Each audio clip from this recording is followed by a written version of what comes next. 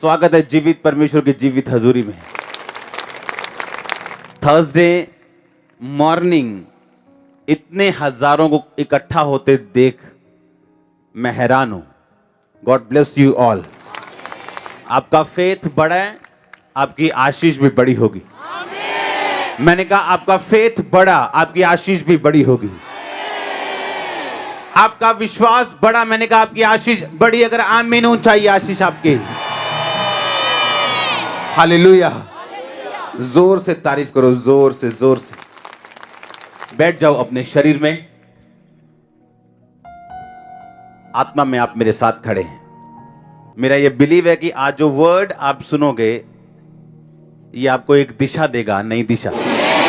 आपको सेट करेगा, क्योंकि मैं होली स्पिरिट को आपके साथ चलते हुए देख रहा हूं। और जो वर्ड हम सुनने जा रहे हैं, बाइबल कहती कि वचन में वही ताकत है जो यीशु मसीह की सांसों में थी। और बाइबल कहती आदम को उसकी सांस के द्वारा रचा गया था। आदम को मिट्टी से बनाया गया और लिखा आदम परमेश्वर की सांस के द्वारा वो रचा गया। सांस जब आदम के अंदर गई तो लिखा आदम जीवता प्राणी बन गया। आप मिट्टी के हैं, सब जानते हैं, हम मिट्टी से बनाए गए। और लिखा मिट्टी से निकलते मिट्टी में मिल जाते हैं। लेकिन ये मिट्टी में अगर सेम वचन जो आप पढ़ने और सुनने जा रहे हो, बाइबल कहती ये वचन वही सांस पाया हुआ वचन है जो सांस आदम के अंदर फूंकी गई थी। इसीलिए आप नोटिस करते हो कि जब लोग चर्च में आते, लोग कहते क्या हो जाता है चर्च में जाके, क्या है चर्च में, क्या हो जाएगा चर्च में जाऊंगा मैं तो। उन्हें ये मालूम नहीं कि चर्च एक धर्म स्थान नहीं, एक ऐसा स्थान नहीं जहां आप, क्योंकि आप बॉर्न क्रिश्चियन है तो आप जाएंगे, क्योंकि एक रिलीजियस प्लेस है। चर्च एक ऐसा स्थान है जहां वही सांस पाया हुआ वचन आप पवित्र आत्मा के द्वारा सुनते हो और कोई भी चीज फिर मुर्दा नहीं रहती। इसीलिए आप जब टेस्टिमनी सुनते लोगों की कि मैं अपने कैरियर में ब्लेस हुआ हूं, मैं अपने हीलिंग में ब्लेस हुआ हूं, मैं फाइनेंस में ब्लेस हुआ हूं, मैं अपने नशे में नहीं छोड़े हैं, क्योंकि हर वो चीज जो मुर्दा है, बाइबल कहती है कि जितने मृतक, जितने मरे हुए यीशु मसीह के वचनों को सुनेंगे वो जी उठेंगे। अगर आपका फाइनेंस मरा हुआ है वो जी उठेगा। अगर आपका शरीर अंग मरे हुए हैं वो जी उठेंगे। अगर आपकी रिलेशनशिप्स मरी हुई हैं, घर में कोई एक दूसरे की सुनता नहीं, वो जी उठेगा। बाइबल ऐसा कहती है। और इसीलिए मैंने कहा ये एक वो रिलीजियस प्लेस नहीं है जहां आप 1 घंटा आके सिर्फ अपनी हाजिरी लगा के चले जाओगे। ये जीवित परमेश्वर का स्थान है जहां जीवित परमेश्वर का आत्मा बात करता है, जहां उसके अलग अलग अंग खड़े हैं काम करने के लिए। मैं अलग हूं, क्वायर अलग है, वॉलंटियर्स अलग हैं, आप अलग हैं, लेकिन एक ही आत्मा है जो हमें दिया गया और पिलाया गया। और बाइबल कहती है जब हम ये वर्ड सुनते तो हम सेम नहीं रहते। लोग बोलते क्या होता है चर्च में, आप धर्म परिवर्तन करते हैं क्या? क्योंकि जब वर्ड आप सांस, यीशु मसीह ने सांस फूके इसमें, जो आप में फूके थे और आप जीवित हो गए थे। लिखा वो सेम वर्ड, वो सेम सांस इन वचनों में, सेम, कम नहीं। हालेलुया। सेम सांस, सेम जो आदम के अंदर फूकी गई थी। आप जब इसे पढ़ोगे आप लाइफ पाओगे। मैं आपको दावा करता हूं कोई ऐसी चीज आपकी लाइफ में मुर्दा नहीं रह सकती अगर ये वचन आपकी लाइफ में हो, वो कुछ भी क्यों ना हो। वो परिवार हो, वो फाइनेंस हो, वो शरीर हो, वो एनीथिंग। आमीन। और इसीलिए जब आप ये वर्ड पढ़ते हैं आपको हमेशा एक अजीब सी शांति अपने अंदर जाती महसूस होती है। और जब आप ये सुनते हैं आपको कुछ ऐसा लगता है कि कोई मिस्त्री आत्मिक मेरे आत्मिक घर को बना रहा है। आपको ऐसा लगता है कि स्वर्गदूत आपको छू रहे जब आप ये वचन सुन रहे हैं। आपको ऐसा लगता है परमेश्वर के ईश्वरीय प्लान के नीचे आ रहे हो और परमेश्वर आपके कानों में बात कर रहा है और आपको उठाने की वो तैयारी कर रहा है, अपना प्लान आपके कानों में डाल रहा है, जिस तरह अब हो रहा है आपकी लाइफ में। आप जैसे इस पंडाल के अंदर आपने एंटर किया है, आप सेम वापस नहीं जा रहे हो। और अगली टेस्टिमनी मैं आपकी सुनूंगा यीशु मसीह के नाम में। आप समझ रहे हैं मेरी बात को? ये वर्ड इंपॉर्टेंट, इतना इंपॉर्टेंट है। उसने कहा मैंने अपने नाम से अधिक महत्व अपने वर्ड को, अपने वचन को दिया। हालेलुया। हम एक लड़ाई में हैं, हाँ या ना? पर मूर्ख है वो व्यक्ति जो शरीर के साथ लड़ते हैं, क्योंकि हम एक आत्मिक लड़ाई में हैं। हमारी लड़ाई शैतान के साथ है। आमीन। और जब आदमी गलत लड़ाई लड़ता है वो थक जाता है, उसको रिजल्ट नहीं मिलता, वो फ्रस्ट्रेट हो जाता है। जब वो गलत लड़ाई लड़ते हैं, मांस और लहू के साथ लड़ते हैं, वो थक जाते हैं। शैतान उसकी लाइफ में अटैक करता है, उसकी पर्सनल लाइफ खराब हो जाती है लोगों की। क्योंकि जब आप मांस और लहू के साथ लड़ेंगे आपको कभी रिजल्ट नहीं मिलेगा। और अगर हमारी लड़ाई आत्मिक है तो हमारे हथियार भी आत्मिक हैं, क्योंकि इस बंदूक के साथ आप आत्मिक लड़ाई नहीं लड़ सकते हो। शैतान तलवार के साथ नहीं मर सकता, वो आत्मिक तलवार के साथ मरता है। एक औरत, एक्सीडेंट हो गया उसका और बिल्कुल लोअर बैक पे चोट लगी, पैरालाइज हो गया, टांगे महसूस होना बंद हो गई। क्रिश्चियन थी वो, और उसके बाद व्हील चेयर पे आ गई। थोड़ा बहुत गाती थी। अब एक फैसला लेना था कि क्या गाऊं कि ना गाऊं, क्योंकि व्हील चेयर पे हूं। थोड़ी बहुत दर्द नहीं है कि छुपा लूं। फैसला किया कि नहीं, मैं गाऊंगी। व्हील चेयर पे गाना शुरू किया। उसकी रिकॉर्डिंग्स हैं व्हील चेयर पे गीत गाने की।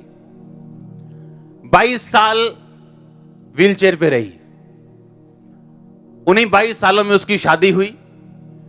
एक पास्टर ने उसके साथ मैरिज करने के लिए हां बोली, ये जानते हुए कि वो व्हील चेयर पे और कभी नहीं उठेगी। बच्चे भी नेचुरल नहीं हुए, क्योंकि उसको महसूस नहीं कुछ होता था टांगों के नीचे, तो बच्चे भी सिजेरियन से हुए। और एक दिन अमेरिका में एक मीटिंग चल रही थी और परमेश्वर का दास प्रीच कर रहा था वहां पे, और वर्शिप के दौरान उसकी आंखें उस बंदे की ओर पड़ी जिसने साइड में व्हील चेयर रखी थी, और कोई लेडी उस पर बैठी थी। उसने कहा कौन है ये? क्या तुम्हारी वाइफ है? उसने कहा हाँ। और जब उस पर प्रार्थना हुई, 22 साल बाद उसने चलना शुरू किया। जब 22 साल बाद वो चली, उससे पूछा गया 22 साल कैसे थे? कहती आंसुओं से भरे थे, निराशा से भरे थे। मैं ये सोचती थी कि कुछ सालों बाद मेरा हस्बैंड जब ज्यादा बूढ़ा हो जाएगा, मुझे किसी, जैसे यहां पिंगलवाड़े होते हैं, मुझे ऐसे किसी ओल्ड होम में जाना पड़ेगा, कोई केयर होम में जाना पड़ेगा। अपना प्लान बना रही थी वो। कहते क्या हुआ कि परमेश्वर ने आपको छुआ? कहती इन 22 सालों में मैंने कभी भी, चाहे मैं दुखी हूं, रोऊं, निराश हूं, मैंने वर्शिप करना कभी नहीं छोड़ा। कहते कभी नहीं छोड़ा। कहते ये नहीं मैं दुखी नहीं हुई, या ये नहीं मेरी आस नहीं टूटी। कहती एक टाइम था 10 साल मेरी आस टूट चुकी थी, 10 साल। कहती मुझे 1% भी यकीन नहीं था। कहती अब ऐसा टाइम मेरी लाइफ में आ गया था कि हीलिंग मीटिंग के दौरान मैंने आगे जाके प्रार्थना करवानी बंद कर दी थी, क्योंकि जब उस पे प्रार्थना होती थी हीलिंग मीटिंग में, वो हील नहीं होती थी और उसको शर्मिंदा होकर उसको उठाते थे, चलो चलो, वो चलती नहीं थी, फिर बैठ जाती थी। और कहती इतनी बार मेरे साथ हुआ कि मैंने प्रार्थना करवानी बंद कर दी थी। उस दिन कहते क्या हुआ? कहती मैं व्हील चेयर पे थी और मेरे सामने एक बेबी था, उसको किडनी की डिजीज थी, छोटा बच्चा था। और कहती मैं परमेश्वर से रो के प्रार्थना कर रही थी कि परमेश्वर इस बच्चे का क्या कसूर है, तो इसको छू और चंगा कर।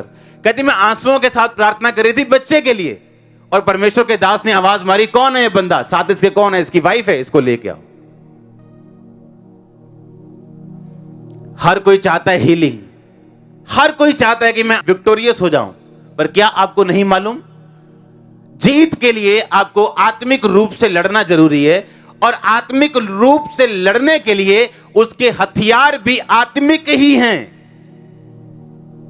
मैं चंगी हो जाऊं, ये इच्छा रखना हथियार नहीं है, ये आपकी एक इच्छा है। मुझे प्रभु बरकत दे दे, ये हथियार नहीं है, ये आपका प्लान है, ये आपका नक्शा है। ये ईंटें, बजरी, रेता, सीमेंट नहीं। आमीन। घर बनाने के लिए नक्शा चाहिए। अकेले नक्शे से घर बन जाएगा क्या? फिर सामान चाहिए। आज वो कलीसिया के पास वो सामान नहीं जिससे वो अपना घर बना सके, क्योंकि जब मुश्किल की टाइम आती है तो वर्शिप होनी बंद हो जाती है। इमेजिन करो, एक औरत परमेश्वर के बारे में गा रही है कि तू चंगा करने वाला परमेश्वर, और खुद व्हील चेयर पे। 5-10 महीने, 22 महीने भी मेरे ख्याल से बहुत ज्यादा होते, 22 साल। हालेलुया।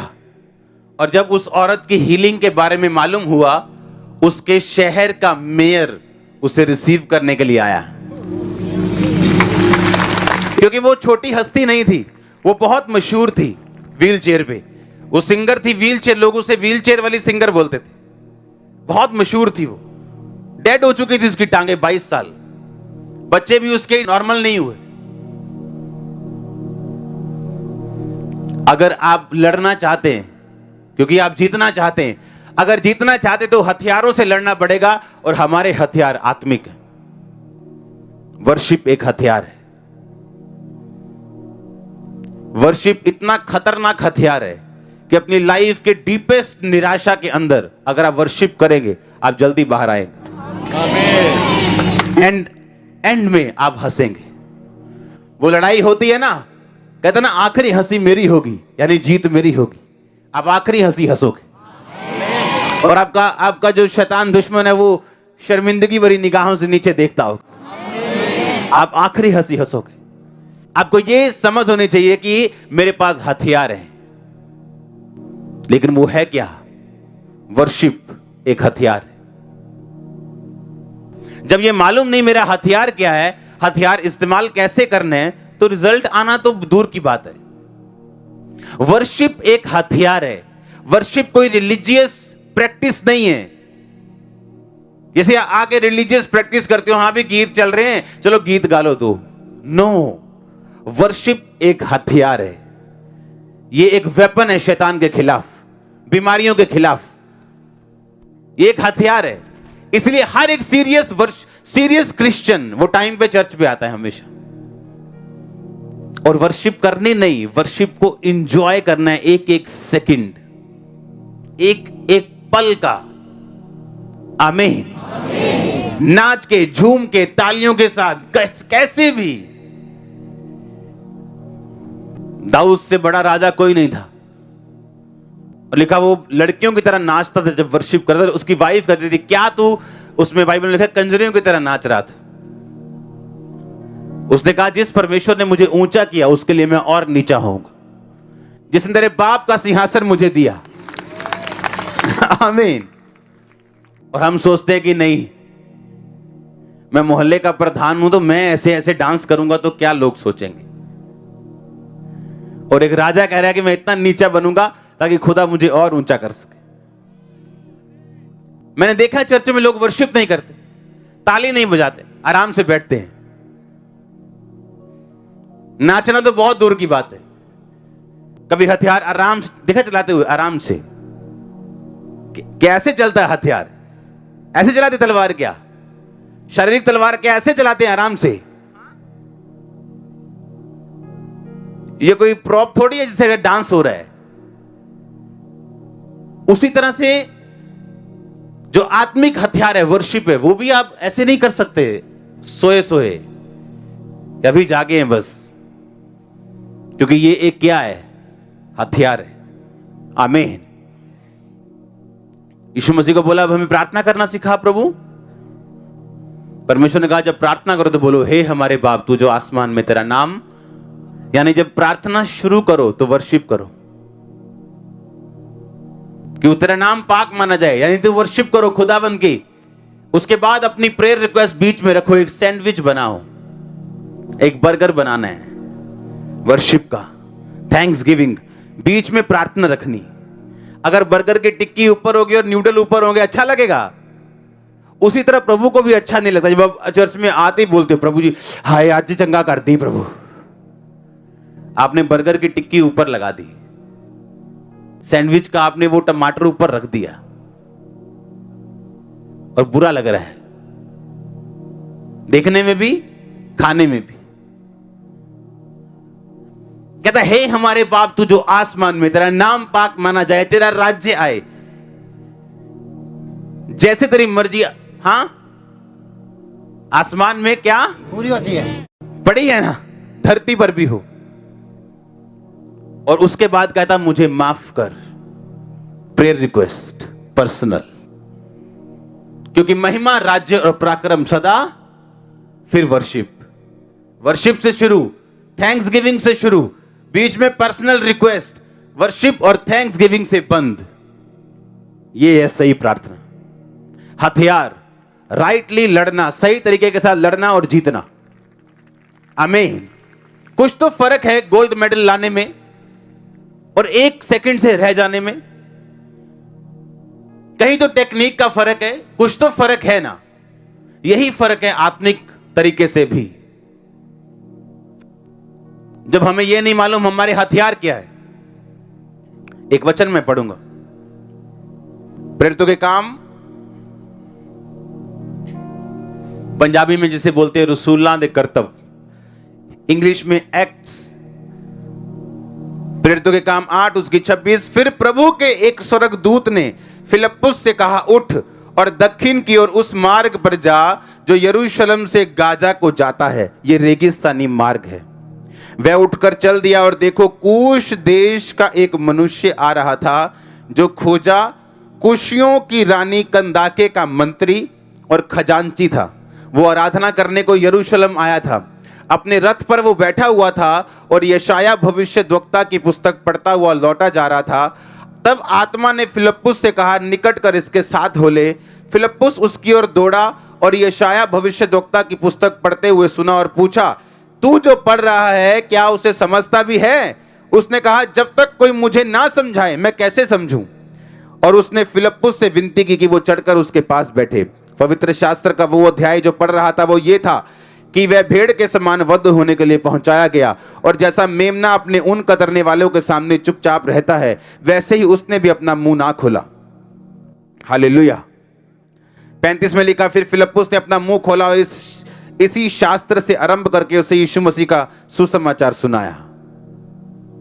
सब बोलो आमीन। आमीन। 37 में आप अगर पढ़ेंगे तो उसने कहा मैं विश्वास करता हूं मुझे बपतिस्मा चाहिए। तो उन्होंने एक जगह लिखा बपतिस्मा लिया। जैसे ही बपतिस्मा लिया प्रभु का आत्मा फिलिप्पुस को उठा के लेके गया और फिर उसने खोजे ने उसे कभी ना देखा। 40 में लिखा फिलिप्पुस अशदोद में आ निकला और जब तक कैसरिया में ना पहुंचा नगर नगर सुसमाचार सुनाता गया। तारीफ करो इस वचन के लिए। उसने क्या कहा? कहता प्रभु के एक दूत ने फिलिप्पुस को उठाया फिजिकली, उससे बात की और कहा कि फलाने मार्ग में जा, एक रेगिस्तानी मार्ग है वहां पे जा और उसको बंदा जो तुझे मिलेगा उससे सुसमाचार सुना। लिखा वो खोजा था, कंदाके की रानी की खजांची मंत्री था, बड़ी ऊंची पोजीशन पे रहने वाला था। और जब फिलिप्पुस उसके साथ रथ के साथ दौड़ा तो उसने देखा कि वो पुस्तक पढ़ रहा है यशाया की, पर उसे समझ नहीं रहा। उसने कहा समझाऊं? हाँ समझाओ। जब समझाया तो यीशु मसीह के बारे में बताया। रास्ते में उसने बपतिस्मा लिया। जैसे ही बपतिस्मा लिया परमेश्वर का आत्मा फिलिप्पुस को फिर उठा के लेके गया और वो दूसरी जगह निकला और जब तक उस जगह नहीं पहुंचा तब तक रास्ते में नगर नगर सुसमाचार को वो सुनाता हुआ फिरा। एक और वचन हम खोलेंगे इफिसियों की पुस्तक 6:10 में, इसलिए प्रभु में और उसकी शक्ति के प्रभाव में बलवंत बनो। अपने पड़ोसी को बोलो बलवंत बन। परमेश्वर के सारे हथियार बांध लो ताकि तुम शैतान की युक्तियों के सामने खड़े रह सको, क्योंकि हमारा यह मल्ल युद्ध लहू और मांस से नहीं परंतु प्रधानों, अधिकारियों और इस संसार के अंधकार के हाकिमों से और दुष्टता की आत्मिक सेनाओं से जो आकाश में है। सब बोलो आमीन। इसलिए परमेश्वर के सारे हथियार बांध लो कि तुम बुरे दिनों का सामना कर सको और सब कुछ पूरा करके स्थिर रह सको। अब हथियार आ गए आगे। इसलिए सच्चाई से अपनी कमर कसकर, धार्मिकता की झिलम पहनकर, पांव में मेल के सुसमाचार की तैयारी के जूते पहनकर। अपने पड़ोसी को बोलो, हथियार बांध, बलवंत हो, ताकि तुम सब कुछ पूरा करके स्थिर रह सके। आमीन। आपने एक हथियार के बारे में सुना जिसका नाम है वर्शिप। उसको पैटर्न बनाओ अपनी लाइफ का। जरूरी नहीं आपको गाना नहीं आता, थैंक यू जीसस, ये भी वर्शिप है। हां, जब आप गाड़ी में बैठने से पहले क्या बोल रहे हैं? Thank you Jesus. ये क्या है? वर्शिप। जरूरी नहीं आपके पास अच्छा गला हो तभी आप वर्शिप कर सकते हो। थैंक यू जीसस, ये वर्शिप है। हालेलुया, ये क्या है? ये वर्शिप है। वर्शिप वाले दिमाग, दिल, आत्मा के साथ आगे चलो। और उसने कहा, सत्य से अपनी कमर कस, धार्मिकता की झिलम पहन, पांव में मेल की तैयारी के, सुसमाचार की तैयारी के क्या पहन। इसका मतलब सुसमाचार को सुनाना भी मेरा एक क्या है? एक हथियार है। मैं आपसे एक क्वेश्चन करना चाहता हूं, पिछले 1 महीने में कितने लोगों को आपने सुसमाचार दिया?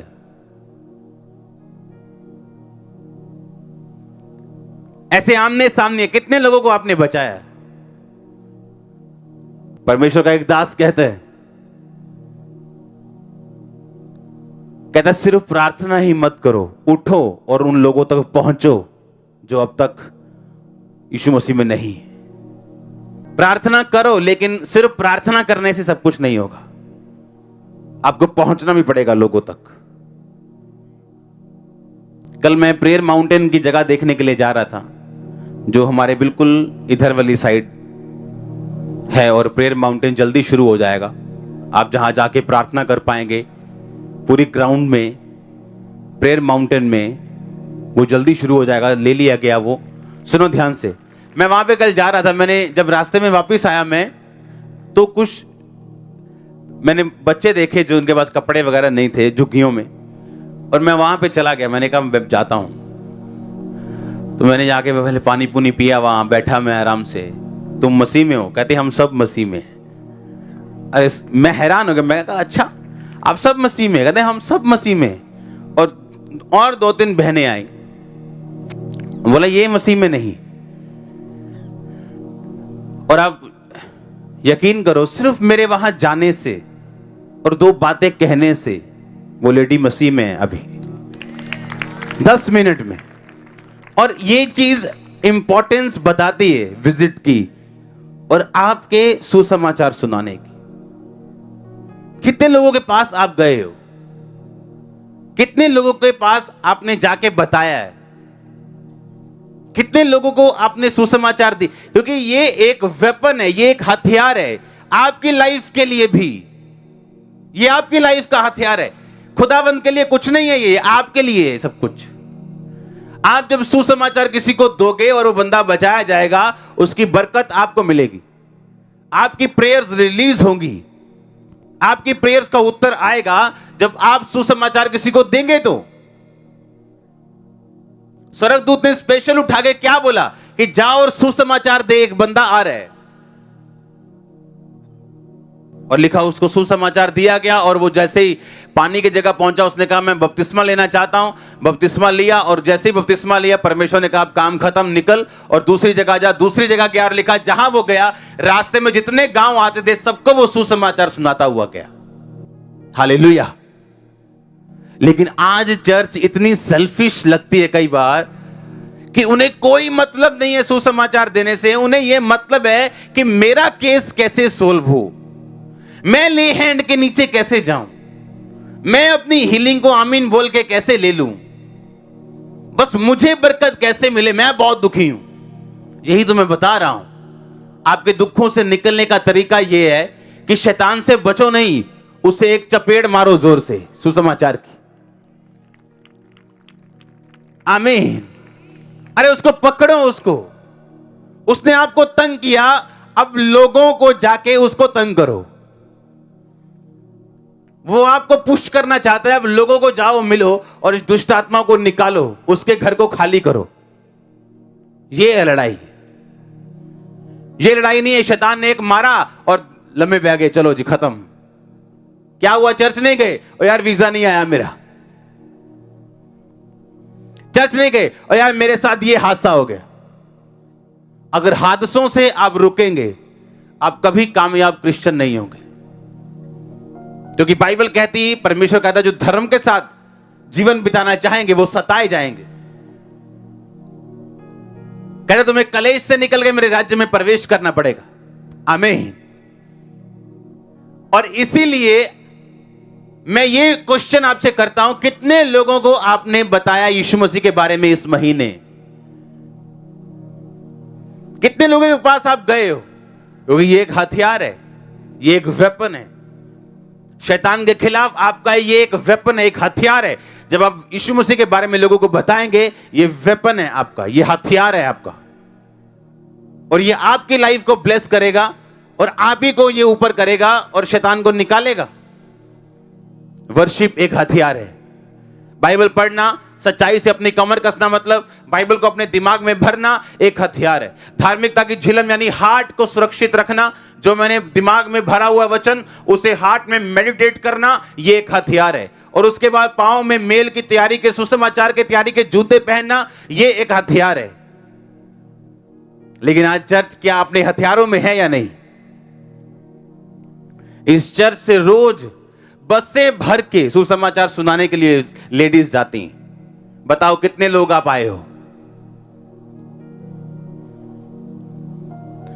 हफ्ते में एक दिन या महीने में 2 दिन या 1 दिन मैं जाऊंगी उनके साथ। लाइफ इजी होगी अगर हम सेवा में होंगे तो। मैं आपको सच कह रहा हूं,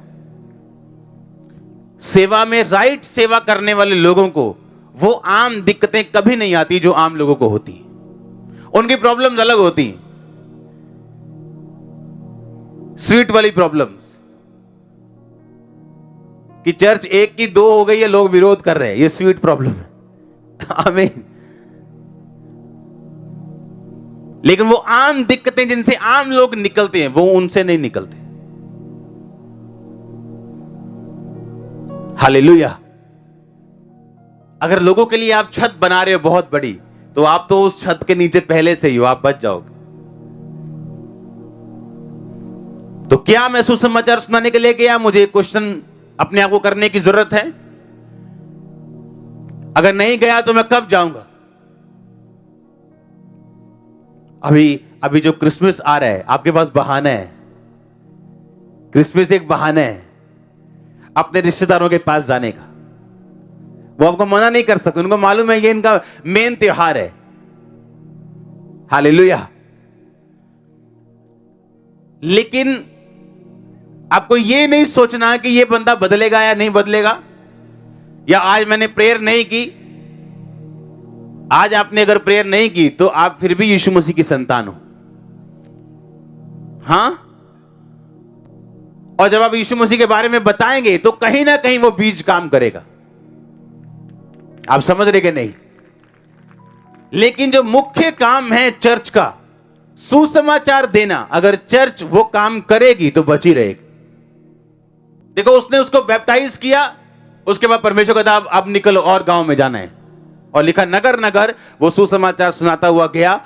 और पौलुस भी यही कहता कि मेल की तैयारी यानी सुसमाचार की तैयारी के जूते जो हैं, यानी सुसमाचार सुनाना जो है, ये तुम्हारे लिए एक हथियार है। तुम किसी को बचा रहे हो, एक्चुअली ये हथियार है। आप जितना सुसमाचार देंगे, डेविल उतना वीक होगा आपकी लाइफ में। ये लिख के लगा लो अपने घर पे। जितना आप सुसमाचार दोगे, शैतान उतना कमजोर होगा। 100%। मेरी लाइफ में वो काम प्रेयर से नहीं हुआ जो काम सुसमाचार सुनाने से और सेवा करने से हुआ। क्रेजी हो जाना है सुसमाचार के लिए।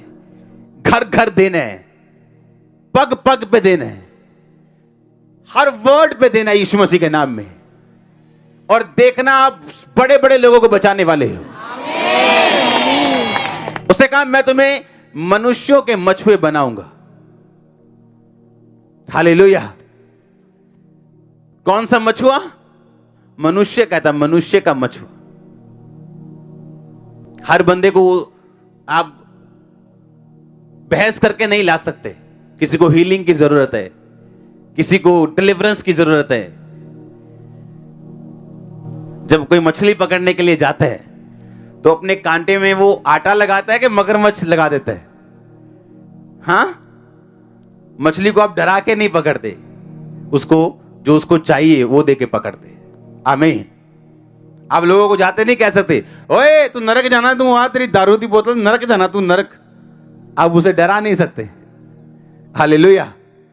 बाइबल कहती परमेश्वर की कृपा उसे मन फिराव को लेके जाएगी। जब वो कृपा देखेगा कि अच्छा ये काम हो रहे हैं, अच्छा परमेश्वर ये करता है, अच्छा। हालेलुया। आप किसी यंग को बोलोगे ए तू नरक जाएगा, उसने कहा चल यार पा जाए तू। आप उसे डरा के नहीं, बोलो उसे यीशु मसीह की अच्छाइयों से लेके आ सकते हो। जब वो अच्छाइयां सीखते हैं, जब वो परमेश्वर के सुसमाचार के बारे में समझते हैं, फिर वो समझता है कि हां मुझे नरक नहीं जाना अब। हालेलुया। तो ये एक हथियार है और मेरा ये विश्वास है कि ये वर्ड आपने जो सुना, अगर आपने लाइफ सेटल कर ली इन वचनों के ऊपर, आपकी टेस्टिमनी को बहुत जल्दी सुनूंगा। यस, बहुत जल्दी आपकी गवाही में सुनूंगा। आमीन। ऊंचा अनॉइंटिंग आपकी in the name of Jesus Christ. Hallelujah. आप तैयार हैं? कहता है चाहे किसी बहाने से, चाहे विरोध से, कहता है यीशु मसीह का सुसमाचार प्रचार हो रहा है। हो रहा है कि नहीं हो रहा? तो आनंद मनाने वाली बात है ये। मतलब आधा घंटा डेली भंगड़ा डालना चाहिए रोज, वैसे ही। आमीन। क्योंकि जो सुसमाचार अगर आप नहीं कर रहे हो, हाँ कितना कर लोगे? अभी कर लोगे, फिर सोना भी तो है ना। आप सो रहे हो, लोग कर रहे हैं आपके बारे में आप सोए भी नहीं हो, मतलब आप कर रहे हो लगातार। हालेलुया। आप रेस्ट कर रहे हो, मीडिया कर रहा है। आप रेस्ट कर रहे हो, लोग कर रहे हैं। ये इंजॉय वाली बात है। आमीन। स्वर्ग में जितना सताव होगा, हमारा कद उतना ऊंचा और रैंक उतना बड़ा होगा। इसलिए यीशु मसीह ने कहा स्वर्ग में उन लोगों का प्रतिफल बड़ा होगा। स्वर्ग में सबके घर एक जैसे नहीं है। किसी को क्वार्टर मिलने हैं, किसी को कोठी मिलनी, किसी को फार्म हाउस मिलने, किसी को शहर पूरा का पूरा मिलना है। अभी काम कर लो जितना करना है, ऊपर जाके कुछ काम नहीं होगा। अगर सिर्फ बरकत लेने वाली चर्च है तो क्वार्टर रेडी होगा ऊपर, वो भी सुंदर होगा, पर किसी किसी का फार्म हाउस भी रेडी होगा। आमीन।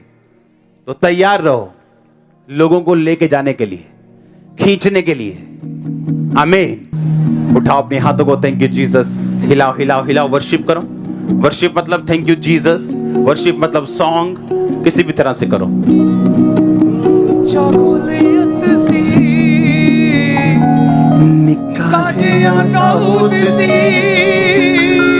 हालेलुया। तारीफ करो यीशु मसीह के लिए।